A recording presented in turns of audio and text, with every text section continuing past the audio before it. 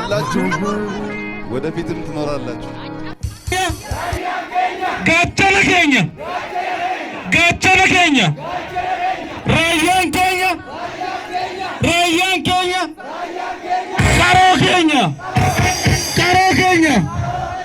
deeggarsa raayyaa ittisa biyyaa akkasumas kabajaa fi jaalala raayyaa ittisa biyyaa keenyaaf qabdan argisiisuudhaaf asitti argamtan anaa dhufuu baga nagaan dhuftan jechuun barbaada.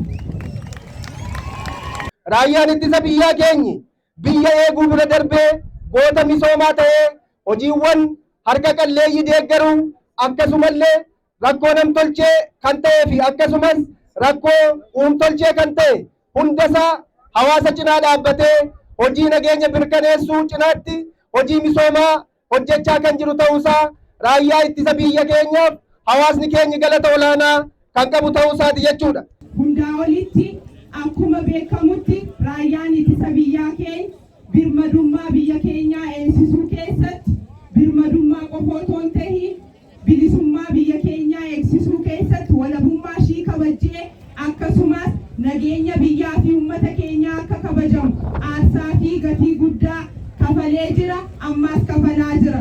Raayyaan ittisa biyyaa keenya jijjiirama yeroo ammaa kana kallattii hundaan biyya keenya keessatti galmeessisaa jirru keessatti gahee leencaa kan taphatee gatii hanga hin qabne kan jedhamuu fi gatii lubbuu kan bakka bu'iinsa hin qabne kafalaa lubbuu isaanii nageenya keenyaaf tokkummaa keenyaaf kabajaa biyya keenyaatiif guyyaadhaan daagaaf daggala keessatti gaaraaf hallayyaa keessatti lubbuu qaalii aarsaa kafalanii Itoophiyaanotaa fi lammiilee biyya tanaa mormoo ol qabannee sadarkaa addunyaatti akka dubbannu akka mataa ol qabannee deemnu kan nu taasisaniif raayyaa ittisa biyyaa kabajaatu malaan waan ta'eef jecha maqaa uummata jiraataa magaalaa Maayaa fi maqaa jiraattoota bulchiinsa Harargee Bahaatiin al takkanaa galateeffadha.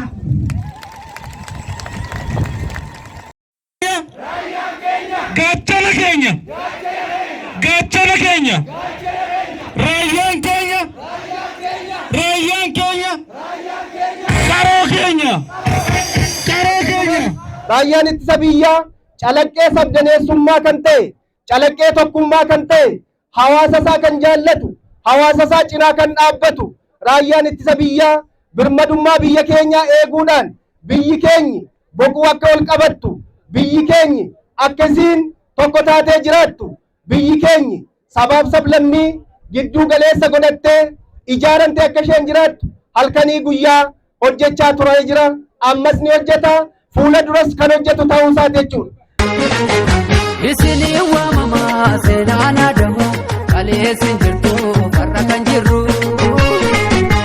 marfi osoo sodaan meeshaa ammayyaa fardaan qabachiif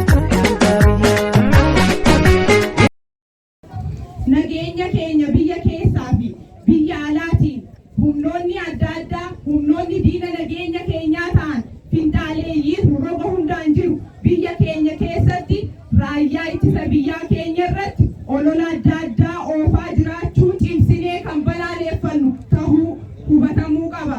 Kanaaf uummanni keenyi uummanni sabaaf sablammii uummanni Oromoo biyya kana keessa jiru keessumattuu uummanni godina Harargee Bahaa fi uummanni magaalaa Maayaa jiru hundisaatu raayyaa keenya cinaa dhaabbachuudhaan yeroo gara yerootti yeroo adda addaatti deeggarsaan maallaqaan yaadaan humna namaan jijjiiraa kan jiru deeggaraa kan jiru ta'uusaa ragaan kan yeroo kanaa fi kan yeroo adda addaa mul'iftuudha jechuudha. Olola finxaaleeyyii biyya keessaa fi alaa kan ittiin balaaleffannu inni guddaan raayyaan ittisa biyyaa keenya ija keenya waan ta'eef raayyaan ittisa biyyaa keenya abdii keenya waan ta'eef raayyaan ittisa biyyaa keenya waa hunda keenya waan ta'eef kabajamtoota uummata godina keenyaa gatii fi aarsaa lubbuu raayyaa ittisa biyyaa keenya nuu kafalaa jiran galataa fi ulfina guddaa isaaniin malu waan ta'eef jecha uummata kan hawaasni kun raayyaa ittisa biyyaa keenya akkuma asiin duratti cinaa dhaabbatu. Hojii isaa hunda keessatti raayyaa ittisa biyyaa gaachana godhatee utubaa godhatee nageenya isaa mirkaneessuun dirqama ta'a. Kanaaf raayyaan ittisa biyyaa keenya diinonni keenya nu diiguudhaaf finxaaleeyyiin adda addaa nu diiguudhaaf biyya kana diiguudhaaf raayyaa ittisa biyyaa keenya akka dhaabbataatti akka instituutiin maqaa balleessaa kan jiran ta'uusaati. Uummanni Oromoo uummanni sabaaf sablammii garuu isa kana hayyee jedheen fudhanne mormaa jira, sagalee isaa dhageessifachaa jira. Akkasumas raayyaa keenya tuquun nama ija keenya tuqedha jechuudhaan uummanni keenya halkanii guyyaa hojii isaa hojjetee deeggarsa isaa cimsaa kan jiru ta'uusaa asumaan isinii ibsuu barbaada.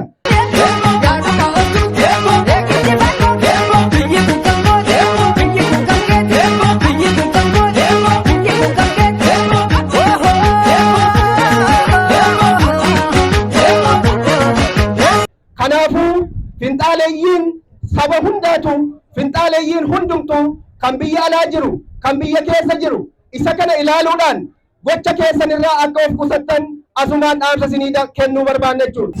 Ololli finxaaleeyyiin gamaaf gamanaa ololchaa oolan akkuma kanaan dura caalatti dura dhaabbannee olola isaanii fashaleessuun dirqama ta'a. Akka waliigalaatti hirmaattoonni guyyaa har'aa sagantaa kanarratti raayyaa ittisa biyyaa keenya utubuudhaaf jijjiirama biyya keenya keessatti argame kana itti fufsiisuudhaaf raayyaa keenyaaf hiriira baatanii jaalalaaf kabajaa qabdaniif waan argisiistaniif guddaa galatoomaa ulfaadhaa isinii jechuu barbaada. Uummanni godina keenya irra caalatti raayyaa ittisa biyyaatiif wareegama adda addaa kaffaluu ilmaan isaa keessatti hiriirsuu deeggarsa kennuun cimee kan itti fufu ta'uusaa asumaan uummanni keenya guyyaa har'aa kana sagalee isaa deeggarsa isaa harka isaa agarsiisaa kan jiru ta'uusaa ibsuun barbaanna jechuudha. Gaachana keenya raayyaan keenya qaroo keenya. Raayyaan ittisa biyyaa keenya kabaja keenya. Raayyaan ittisa biyyaa keenya calaqqee tokkummaa keenyaati, sabdaneessummaa keenyaati. Raayyaan ittisa biyyaa gosan qabu biyya qaba malee jechuudhaan uummanni keenyi halkan subii bahee raayyaa isaatiif sagalee ta'aa kan jiru ta'uusaati. Isinii waamamaa seenaan adawaa kaleessin jirtu farra kan jirru. Maddi osoo sodaan meeshaan biyyaa kamtaan kabachi.